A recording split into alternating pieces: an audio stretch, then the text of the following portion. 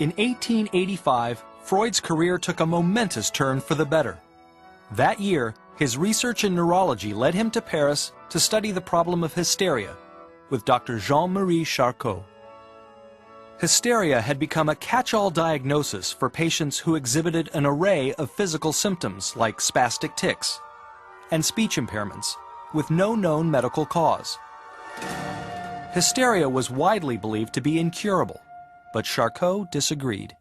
Charcot felt that hysteria was not necessarily degenerative, that it was possible to think in terms of cure, and that it was a condition of psychological origin. And this is the beginning for Freud. Freud's year with Charcot was really a turning point for him. The experience of Charcot was very significant for the impression it made on Freud. People under hypnosis could become aware of thoughts, feelings, fantasies, issues that they were not consciously aware of. So it gave Freud a beginning feeling for the unconscious mind. Determined to explore this further, Freud went to work with Joseph Breuer, a prominent Viennese physiologist who was also researching hysteria. Breuer had been treating a patient named Anna O with a revolutionary new therapy, the talking treatment. Breuer learned that bringing Anna O back to earlier experiences which were disturbing to her and having her relive them and talk about them, talk them out, she symptomatically made extraordinary improvements in her condition. And it was Anna O herself, the patient, who coined the term the talking treatment. The work of Charcot and Breuer intrigued Freud. In 1886, he opened his own practice, dedicated to treating hysteria and other nervous diseases. However, Freud's practice wasn't an immediate success. He experimented with a variety of techniques, including electrotherapy and hypnosis, but his results were disappointing.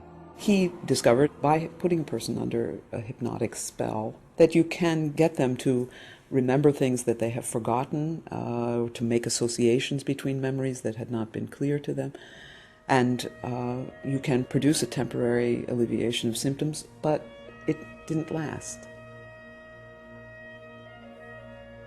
And it had the further difficulty that it was difficult to make a determination between a person's memory and something that might be suggested by the hypnotist. And Freud became very cautious about suggestibility. Determined to avoid suggestion, ultimately Freud abandoned hypnotism, and he developed a new technique based on Joseph Breuer's talking treatment called free association. For Freud, free association meant encouraging his patients to speak freely, with as little censorship or guidance as possible. This process not only seemed to make Freud's patients feel better, but more importantly, over time, his patients' ramblings revealed to Freud their underlying conflicts. If patients like Anna O were allowed and encouraged to speak freely, inevitably the disturbing experiences that they brought up, connected with their symptoms, began to go back to adolescence and childhood. One such case was known as the burnt pudding case. It involved a woman who, as a child, had been abused by her father. Coincidentally, there was a smell of burnt pudding coming from the kitchen at the time. Years later, she was a nanny working for a family, and the father was again an abusive man. One day during one of these abusive episodes, not directed at her, the cook was burning the pudding. And the combination of the intense emotional experience triggered by the recurrence of the smell brought on a hysterical symptom.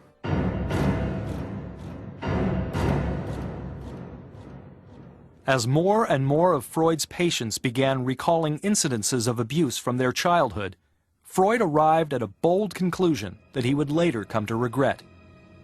All hysteria was caused by sexual abuse during childhood. And Freud even went further, theorizing that unconscious sexual urges begin in infancy and drive much of human behavior. None of this sat well in Victorian Vienna. The Times certainly did not favor any unedited, unexpurgated discussion of sex. That much we can say automatically.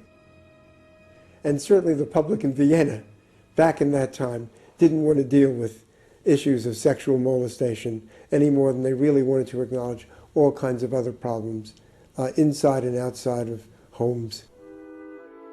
Despite his unconventional theories, Freud's own home life was traditional.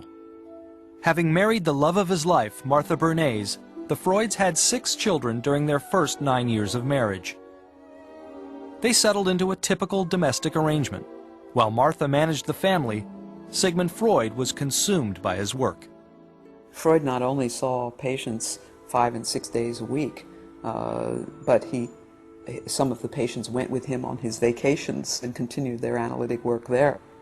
I cannot imagine life without work as really comfortable. I find amusement in nothing else. Freud's analytic work didn't stop with his patients. When his father died in 1896, Freud's grief moved him to begin a process of self-analysis.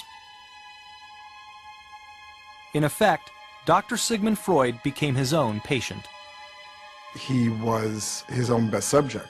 He realized the benefit of releasing some of these subconscious issues of his own, and that felt that it was important for each individual psychologist to have worked these issues through on their own, to be able to better treat the patient. In his efforts to better access his unconscious mind, Freud discovered a whole new road to the unconscious, the dream. Over time, he theorized that dreams were a place where the mind runs uncensored, playing out thoughts and memories we dare not discuss in the waking world. Freud believed that dreams could provide him with remarkable access to the repressed thoughts in his own mind, as well as his patients. Dreams were viewed 2 different ways before Freud. They were of fantastic importance, prophecies about the future. They were almost divine messages. They were also considered to be nonsense, just waste products of the sleeping mind. Now what Freud did was to elevate dreams into the realm of scientific observation and discovery. He showed that dreams had a meaning.